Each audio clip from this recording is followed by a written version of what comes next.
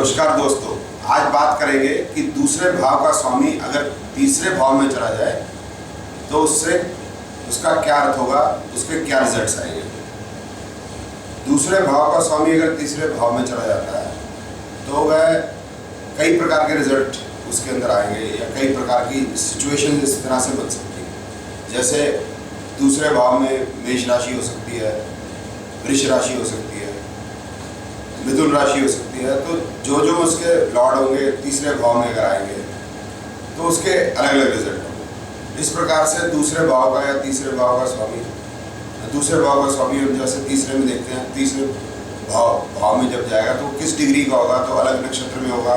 जो लोग नवांश पे प्रेडिक्शन करते हैं अलग नवांश में होगा, अलग वर्षों में आएंगे तो उनका भी अलग अलग फल हो सकता है। तो इस प्रकार से कई परम्यूटेशन कॉम्बिनेशन हो सकते हैं। लेकिन इस समय इस वीडियो में मैं ये आपको बताऊंगा कि दूसरे भाव का स्वामी अगर तीसरे भाव में आता है और अलग अलग वर्षों में आता है तो उसका रिजल्ट्स क्या आएगा। अब ये भी देखेंगे रिजल्ट सेम आएगा या अलग अलग आएगा। तो ये आपको मैं दो उदाहरणों से समझाऊंगा। पहला उदाहरण आपके सामने है, यह है 8 मई 1964 5 बजे। ये दिल्ली का उदाहरण है। अब ये मेष राशि लगन में देखिए, लगन की डिग्री 11 डिग्री 54 मिनट। शुक्र जो है वो दूसरे भाव का स्वामी है, तकरीबन 6 डिग्री। और शुक्र मंगल के नक्षत्र में और चंद्रमा के उपनक्षत्र में। तो इसमें देखेंगे कि शुक्र ये तीसरे भाव में आ गया, तीसरी राशि मिथुन में। भाव जो है वह दूसरे में चला गया, मंगल के नक्षत्र में और चंद्रमा के उपनक्षत्र में। अब दूसरा उदाहरण देखते हैं। दूसरे उदाहरण में 6 जून 1965 3:07 दिल्ली।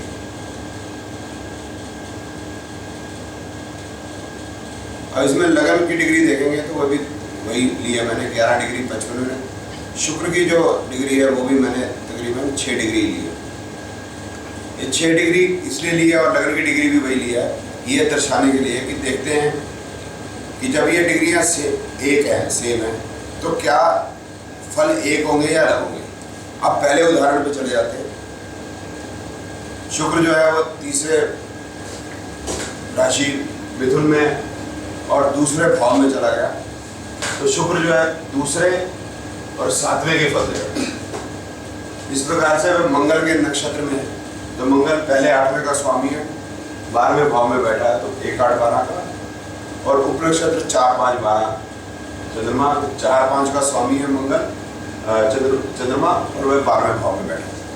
अब दूसरा जो उदाहरण है उसके अंदर भी शुक्र जो है दूसरे और 7वें भाव का स्वामी और दूसरे भाव में बैठा है, तो 2 साल बताएगा। मंगल, अब ये देखिए कि मंगल की राशियां तो 1 8, लेकिन मंगल 5वें भाव में बैठा है और चंद्रमा 5वें भाव में बैठा है, 4थे और 5वें का स्वामी।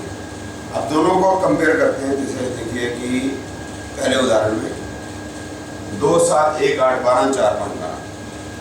अब 1 8 12 भाव का मतलब ये होगा कि यह सेहत के लिए बहुत खराब है,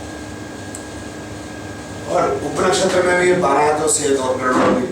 अब इसी को अगर हम मैरिज के लिए देखते हैं, विवाह के लिए देखते हैं, तो विवाह के लिए बहुत अच्छा नहीं है, क्योंकि 2 7 ग्रह में है और 1 जो है वह उपनक्षत्र में आ गया। और शुक्र है तो विवाह के लिए ठीक हो जाता है, लेकिन अगर कोई और ग्रह होता तो बड़ा मुश्किल था। अब 8 12 7 8 12, तो ये जो नेचर है इसके लिए बहुत एग्रेसिव हो गया। 5 8 12 हो गया, ये स्कैंडलस लव अफेयर हो गया। अब अगर एजुकेशन की बात करते हैं तो 4 5 भाव अच्छे, लेकिन 8 12 बहुत ख़राब है, तो एजुकेशन बहुत ख़राब है। ट्रैवल की बात करते हैं तो सिर्फ 12 12 भाव है, उसके साथ 3 9 नहीं है, तो ट्रैवल की या यात्रा की कोई बात नहीं है।